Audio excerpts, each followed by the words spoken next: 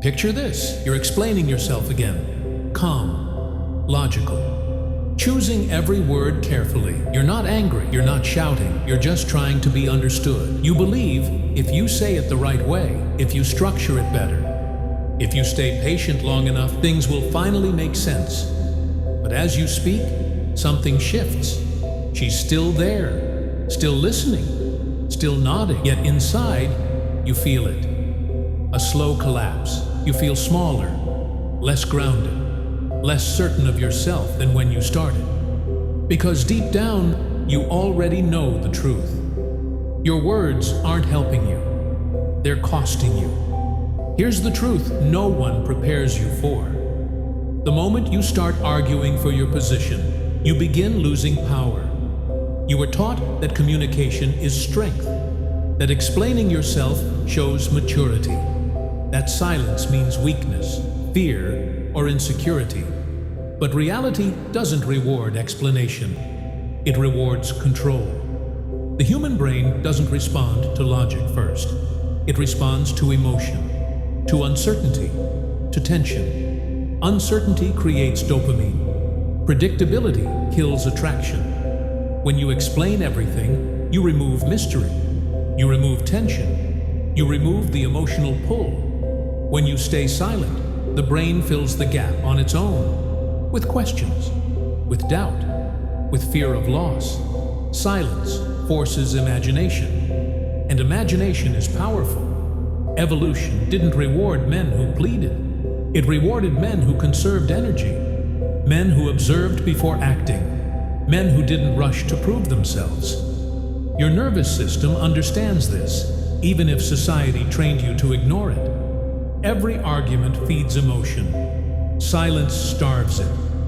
When you react emotionally, you give attention, and attention is currency. The more emotional you become, the more control you hand over. You think you're defending yourself, but psychologically, you're signaling insecurity.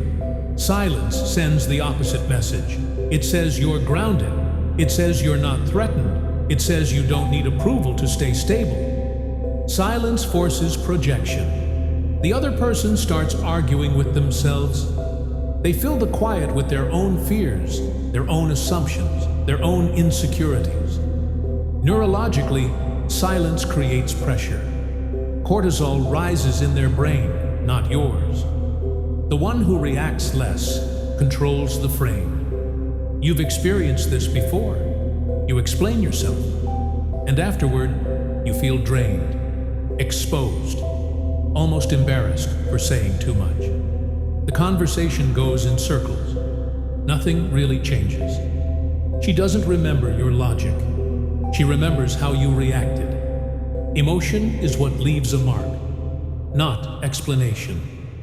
The more you talk, the less weight your words carry. That's not bad luck. That's psychology. No one respects a man who argues for his worth, because real worth never needs to be defended. Silence isn't passive. It's restrained dominance. It takes strength to remain still when your ego wants to react. It takes discipline to stay quiet when you want to explain yourself. The strongest men don't rush to clarify. They pause, they watch. They let others reveal themselves. They don't fight every battle. They don't chase every misunderstanding. They don't waste energy proving what should be felt. Power lives where emotional control lives. So stop reacting. Start observing. Speak only when it changes reality, not when it soothes emotion. Let silence do the work you were taught to do with words. Because the man who can stay unmoved never needs to explain himself.